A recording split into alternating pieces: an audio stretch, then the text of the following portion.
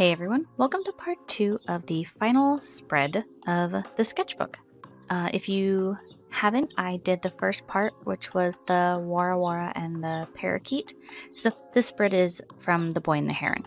I went and saw the movie when it came out in theaters, and as soon as I got home, I immediately sketched this spread. And then it ended up being the last spread that I finished in this sketchbook.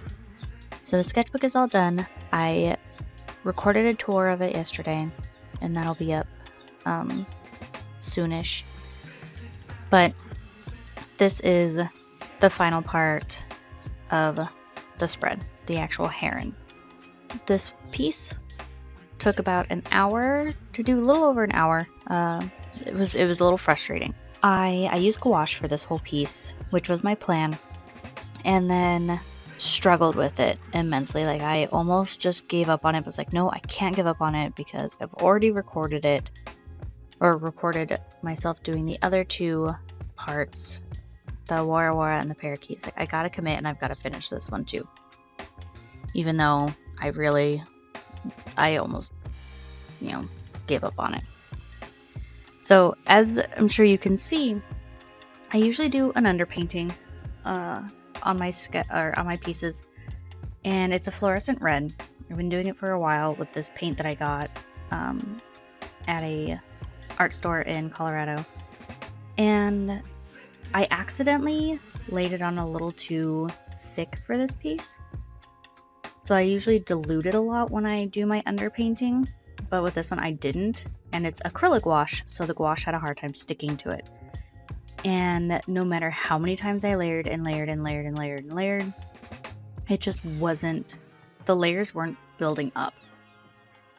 It was like I was just pushing paint around pretty much, because it wasn't building like it was supposed to. It wasn't, usually when you add layers, you see less of the background, blah, blah, blah, but it was just, there was fluorescent all over the place. And so it, especially with the background, like, I'm struggling, and it was because this piece just wasn't working how I wanted it to, how I kept envisioning it to, that when I finally start to work on like the details of the background, because the background has leaves and shadows and everything, I kind of just halved it. I did, and I like it. I like that I did that. It seems more me that I did that, because I just end up layering a ton of textures in the back, which is, how I ended up liking it a lot. But yeah, this whole piece was such a struggle, and almost gave up on it. I'm so glad that I didn't, because I love the end result. I'm so happy with it. I love it so much. This is definitely one of my favorite spreads in this entire sketchbook that I've just completed. But, phew, man, almost didn't finish it. And then when I got to the line art of it, because I used colored pencils to add detail and line it like I do with all of my pieces, my colored pencil kept breaking. The tip kept breaking off. And you'll see, I actually have a little counter counting how many times the color pencil breaks. I mean, it was breaking as I was sharpening it at one point. I would sharpen it, break, sharpen it, break, sharpen it, break. So I'm constantly digging it out. And unfortunately, all that's in here, because it would not stop. Oh my gosh.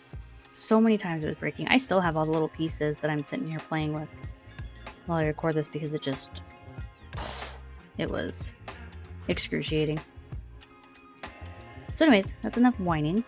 I am very happy with how this came out. I like it a lot, and I am glad to be moving on to a new sketchbook. This also made me really want to start painting Ghibli pieces again. I used to have a series that I would sell prints of Ghibli pieces, but I have since retired those. But this made me want to paint some more Ghibli stuff, so maybe I'll do that. Anyways, I hope you enjoy. Like and subscribe if you want to, especially if you want to see the sketchbook tour of this completed sketchbook. Yep, Hope you guys have a magnificent day. Thank you for checking out my video, and I will see you next time. Bye!